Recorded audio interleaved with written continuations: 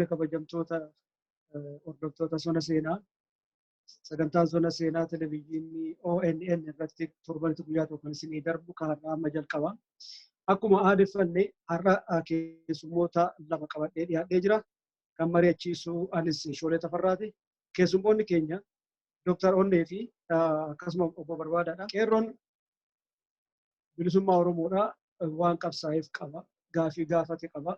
Gaafiin isaa kun deebi'eera. Qeerroon gaafii kaasee wareegama kanfaleef milkii argateera kan jedhu irratti mari'annaa. Kabajamtoota keessummoota kiyyaa baga nagaan dhuftanii naa dhiyaadhaa. Qabsoo qeerroo waggaa 5 darban asaanan kana keessatti gochaa turte keessatti waa hedduu wareegama hedduu qaalitu kanfalame. Gaafii hedduu gaafatame. Gaafii kanneen keessa qeerroon kan deebi'eef sirnaan kan deebi'eef jira. Itti wanna silaa barbaadan sana itti argatamu itti kasaaran yookiin akka sabaatti illee jechuu ni danda'ama. Akka Oromootti qeerroo qofa miti. Gaafiin sun suduudhaan qeerroo gaafate jechuudha. Haa ta'u malee duubaan uummanni Oromoos akka jiru abdii qabnaan uummanni dabalateetu ni beekna jechuu kooti. Sadarkaa qeerroon itti gaafatee fi deebiin isaa deebi'ee wal fakkaata. Wal gita yookaan immoo deebiin deebi'ee jira. Yoo gama kiyyatti dhuftu taate sochiin qeerroo, the last movement of chaos, we can trace it back to 2004. Bara 2004 keessarraa eegalee ifatti ba'ee sochii kan eegale qeerrooni 2005 qeerroon sochiin qeerroo kan irraa boodaa. Eega san irraa arge sadarkaan isaa haawwal gadi bu'uu tooftaa mootummaan dura dhaabbatu naa uummatu tooftaa sanirra aanan uummatanii bifa amata 4-5 gama boodaa kana humna tuffatamuu hin dandeenye. Humna guddaa ta'e hiriira humnaa lafarratti jiru jijjiiree haga naasuu mootummaa san keessatti uumee rifachiisee addunyaa bira irratti immoo akka fakkeenyaatti mul'atee ilaalcha addunyaa hawwatee amata 4 gama boodaa kanarratti sochiin qeerroo. Sochiin qeerroo fundamentally hundeedhaan gaaffiilee inni kaaseetu jira. Tokko qeerrooni Oromoo qofaaf miti kan inni kaasaa. Ilaalcha Oromummaati qabaa. Lammii biyya san jiran keessa hundaafuu qophaa'e. Dhimma isaanii irratti dhimma Oromoo irratti ilaalchisee gaaffiileen hundi isaan kaasantu jira. Gaaffiin afaan Oromoo afaan federaalaa akka inni ta'u. Master pilaaniin Finfinnee akka inni dhaabbatu maqaa master pilaaniidhaan Oromoo hiyyoomsuu karaa irratti facaasu akka inni dhaabbatu sirnichi federaalaa akka hojii irratti sirnaan oolu bulchiinsi naannoo maqaaf odoo hin ta'in aangoo isaan fakkaatu akka qaban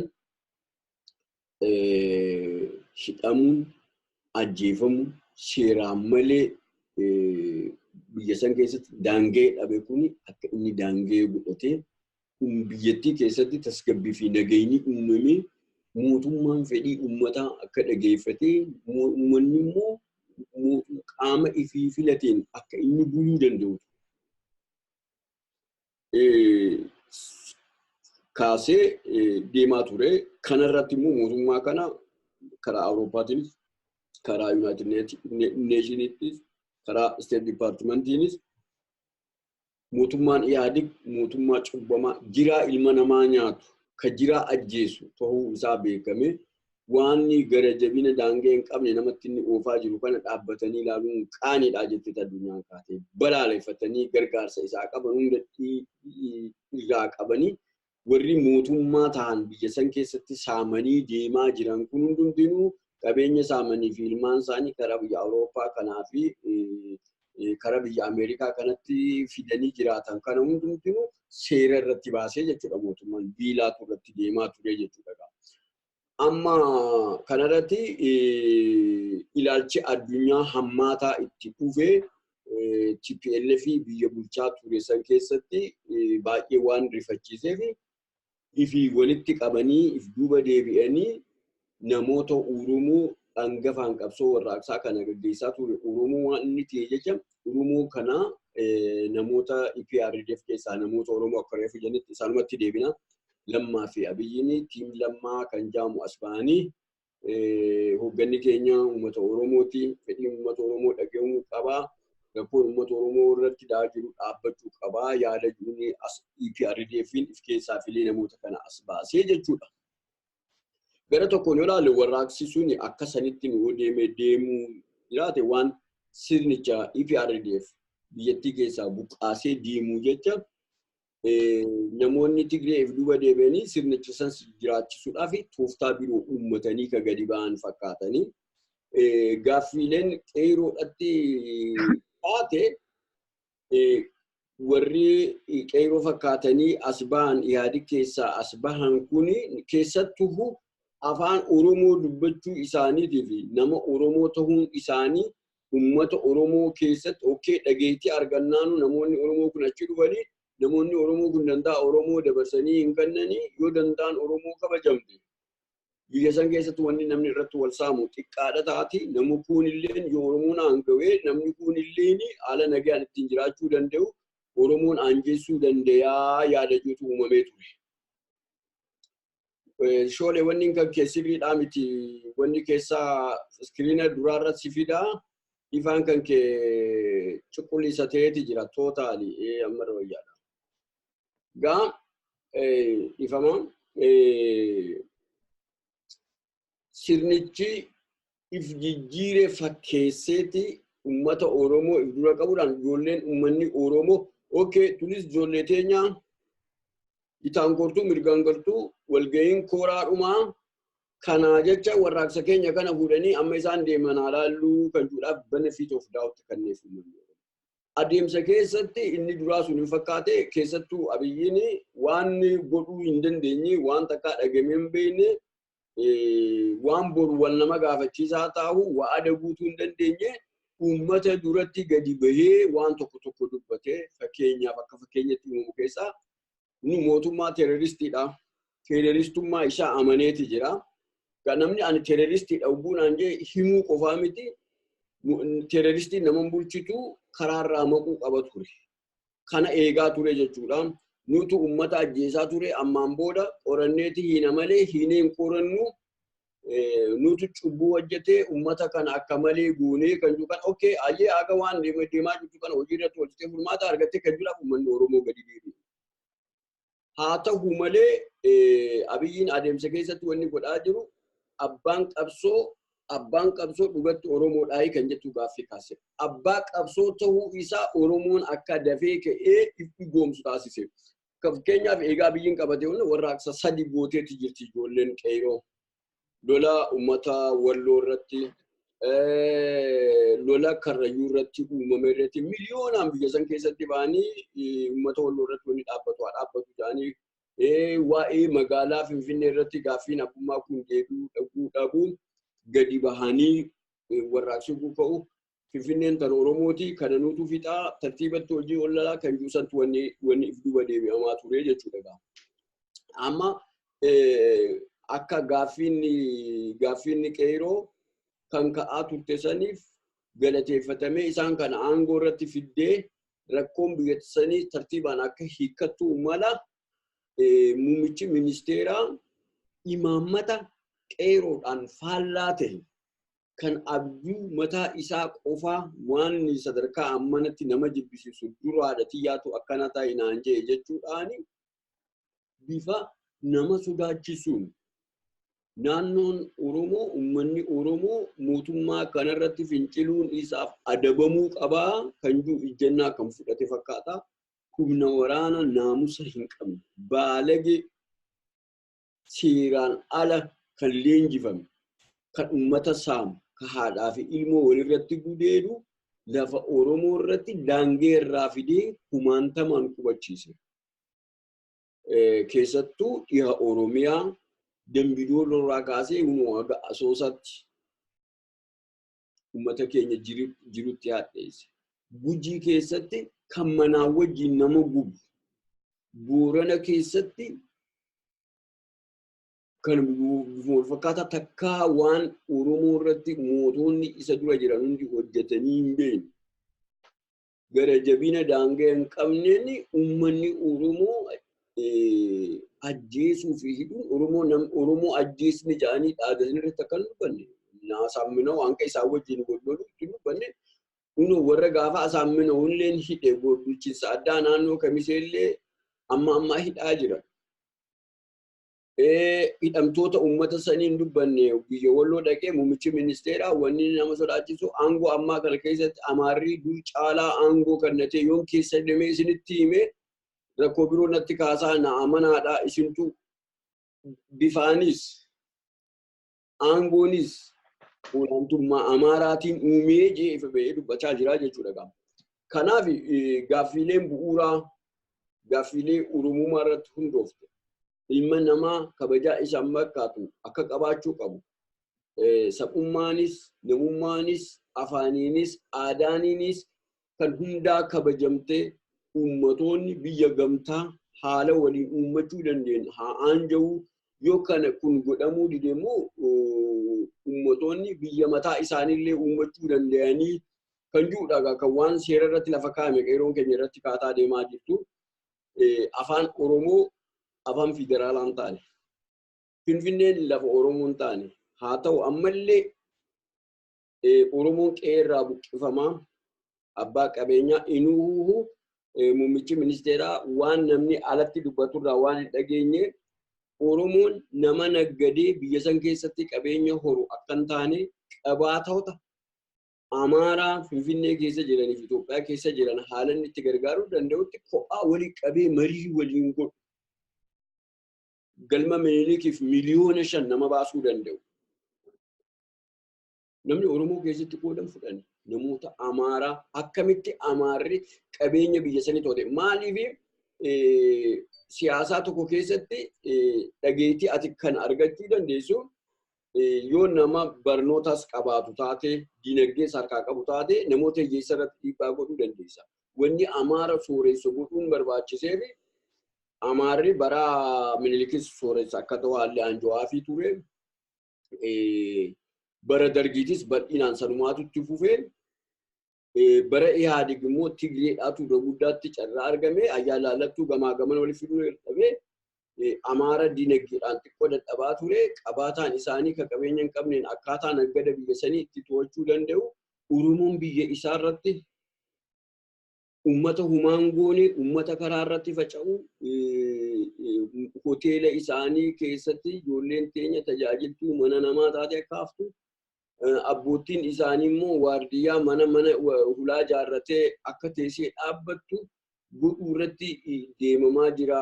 Gaaffilee bu'uuraa kaafne kana maali uummanni keenya tokko afaan Oromoo dubbatuudhaan nama Oromoo dubbatuudhaan waan kana hamma tokko fuuldura oofuu dandeenii kan jiru mee haa ilaallu kan jiru san kanname garuu haala amma ittiin deemaa jirurrattu gaaffiileen sabni keenya kaase tokkolluun ilaalcha hin kennamneef. Amma akka waliigalaatti gaaffiin Oromoodhaa yookaan gaaffiin qeerroon gaafataa turte tokkollee hin deebine. Isinirraa kan hin hubadhe barbaada gabaabsaa ta'e yoo jiraate dabalatii sa'aatii kun gaaffii waan bal'aa of keessaa qabu. Gaaffii waan qeerroon naa dubbannu waan qabsoo Oromoo waliigalaa dubbanna. Yeroo sagantaa darbe irratti waan kaafne jira. Qeerroo jecha mataan isaa akka sammuu namaa keessa jiru kanatti waan ganna dhalootaa keessatti murtaa'ee miti. Qeerroon kun bakka lamatti jira. Qeerroon amma nuti irraa dubbannu qeerroo qabsooti. Qeerroo qabsoo jechaan immoo warra waggaadhaan waggaa 40-30 akka yeroo darbe kaafne sanatti jala jiru duwwaadhaan miti. Warra wareegamaa qabsoo kanaaf of kennee kanfale hunda inni waggaa 80s, inni waggaa 60s, jaarsaa jaartiin ijoolleen waggaa 8s, ishiin waggaa 5tti akka itti wareegamtes qeerroo qabsooti. baqaqsinee yoo laallee qeerroon kun qabsoo Oromoo keessa biyya Oromoo deebisanii nurraa fudhatamte duratti iyyuu jaarraa 16ffaa fuuldura iyyuu nurraa fudhatame deebisanii dhuunfachuun wareegama qabsoo qeerrooti. Isa qabame immoo deebifamee dhuunfatame sana immoo bara Minilik deebi'amee qabamuudhaaf akka hin qabamne wareegamni kanfalame qeerroo qabsootu kanfale. Qeerroon kun bakka lamatti baqa deebi'ee farra qabsoo fi qeerroo farra qabsoo fi qeerroo qabsooti. Qeerroon farra qabsoo warra qabsoo Oromoo jaamsuudhaaf beekaas wallaalaafis bu'aadhaan sobamees jiruu matayyaatiin dhuunfatamees warra qabsoo Oromoo jaamsuudhaaf achii dhufteedhuma dhufee qeerroo farra qabsooti. Warri sana keessatti immoo diddaa sanaa wareegamaa as dhufee qeerroo qabsooti. Kan waggaa 27 kanaa ilaalu. Qeerroon qabsoo kanaa bakkaan ga'uudhaaf qabsichi akeekni isaa maali? Finfinneen dhalootaan kan Oromooti.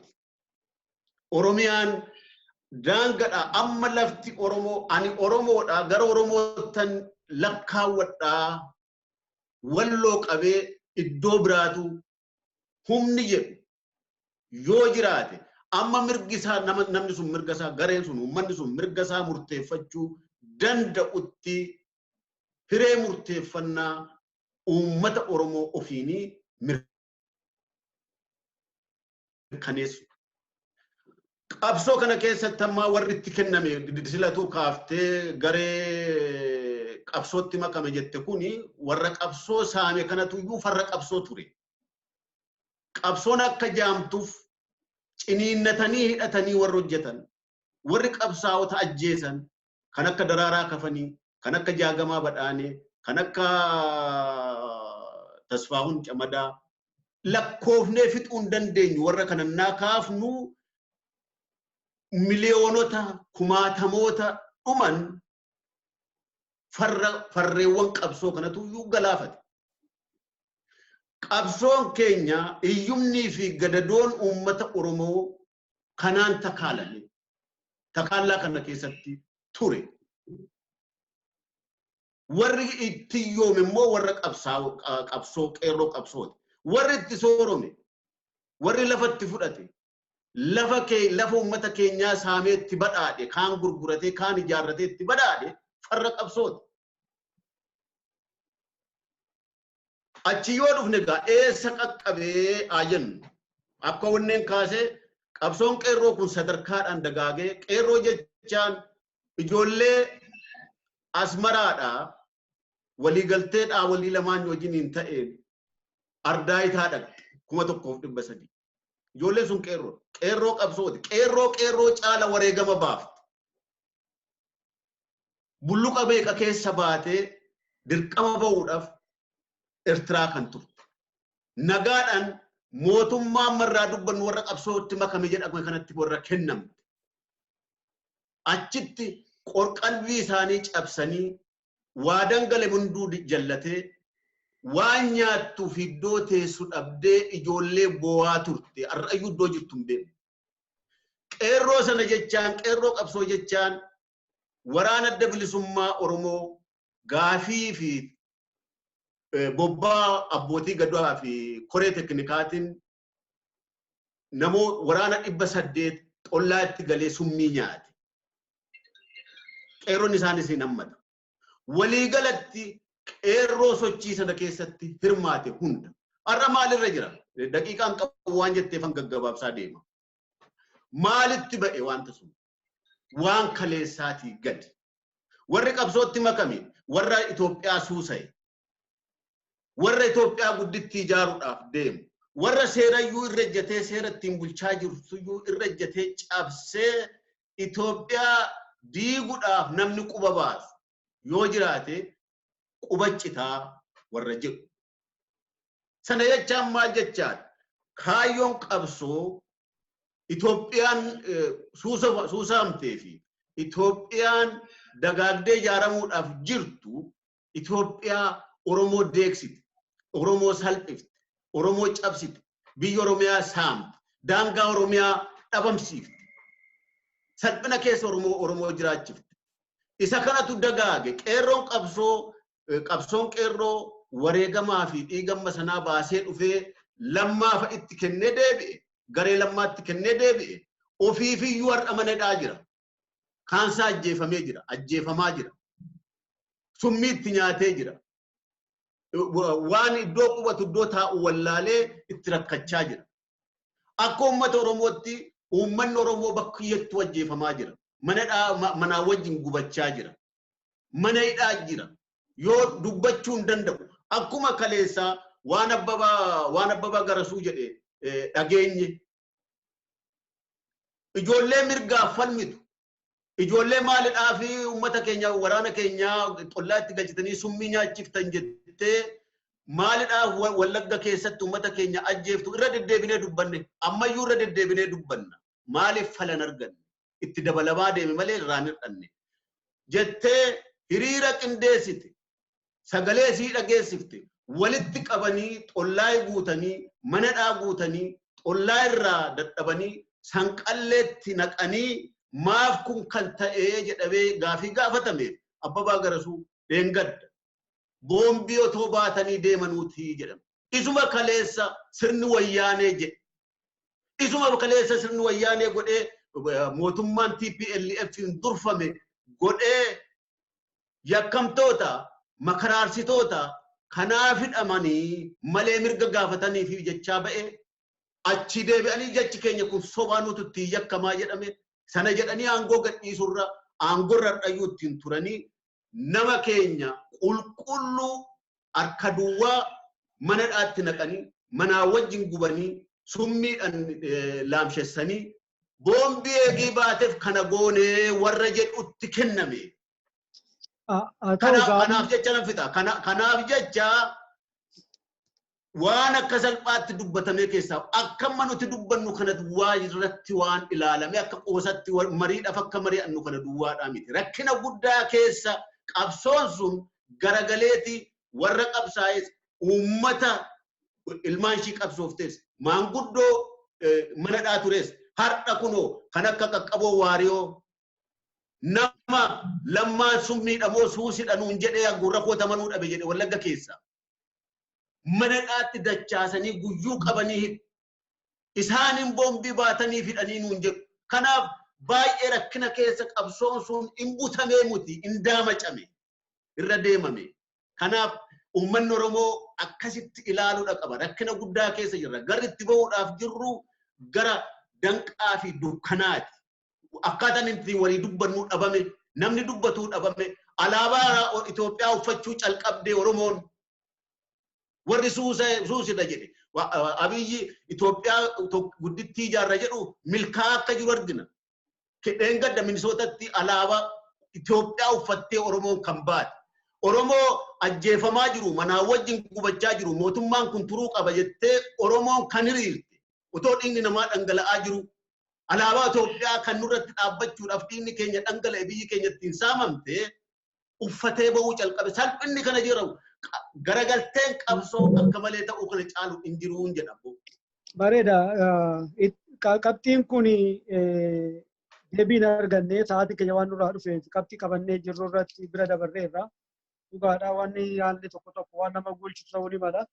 Garuu itti qabxii irratti deebina jedhee abdii qaba. Har'aa fi kabajamtoota dhaggeeffattoota keenya sagantaan keenya kanadhaa sagantaan sona seenaa televizyiinii ONN irratti darbu kan torbee kana kaartaa kun asirratti murama. Kan torbeen fuuldura akka walitti deebinutti ammas kabajaan nu tura.